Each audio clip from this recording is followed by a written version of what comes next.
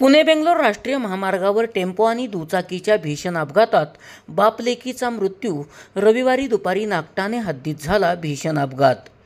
पुणे बेंगलोर राष्ट्रीय महामार्गावर नागठाणे गावच्या हद्दीत कराड ते सातारा लेनवर टेम्पोने दुचाकीला धडक देऊन फरफटत नेल्याने झालेल्या भीषण अपघातात बाप लेकीचा मृत्यू झाला आहे।